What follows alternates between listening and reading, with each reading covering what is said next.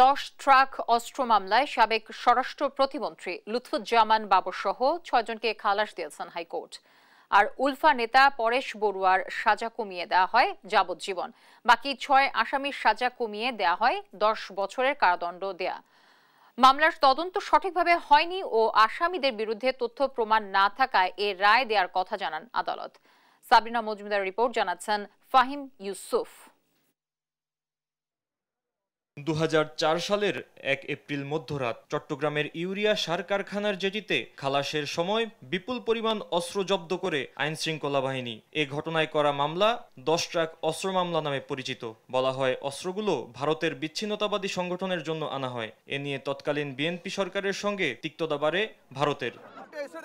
আলোচিত এ ঘটনার তদন্ত শুরু করে বিএনপি। পরবর্তীতে 111 সরকারের সময় মামলার অভিযোগপত্র দেয়া হয়। শুরু হয় বিচার। 28 জনের সাক্ষ্য গ্রহণ শেষ হলেও আওয়ামী লীগ সরকার ক্ষমতায় এসে নতুন করে তদন্ত শুরু করে অভিযুক্ত করা হয় তৎকালীন স্বরাষ্ট্র প্রতিমন্ত্রী লুৎফুজ্জামান বাবর, শিল্পমন্ত্রী মতিউর রহমান নিজামী সহ বেশ কয়েকজনকে। চূড়ান্ত বিচারে বাবর, নিজামী, উলফা নেতা পরশ বড়ুয়া সহ 14 জনকে মৃত্যুদণ্ড দেয় আদালত। বিচারিক আদালতের রায়ের 10 বছর পর 14 আসামির মধ্যে 7 জনকে খালাস দেন উচ্চ আদালত। আর মৃত্যুদণ্ডের সাজা কমিয়ে 10 বছর কারাদণ্ড হয় 6 জনের। উলফা নেতা পরশ বড়ুয়াকে দেয়া হয় যাবজ্জীবন কারাদণ্ড। 10 ট্রাক অস্ত্র মামলায় 14 জন ব্যক্তির মৃত্যুদণ্ড হয়েছিল।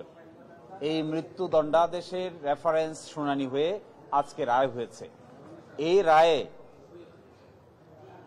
সর্বমোট খালাস পেয়েছেন 7 জন। 14 জনের ভিতরে 7 জনকে খালাস দিয়েছেন, 6 জনকে 10 বছরের সাজা দিয়েছেন এবং 1 জনকে যাবজ্জীবন সাজা দিয়েছেন।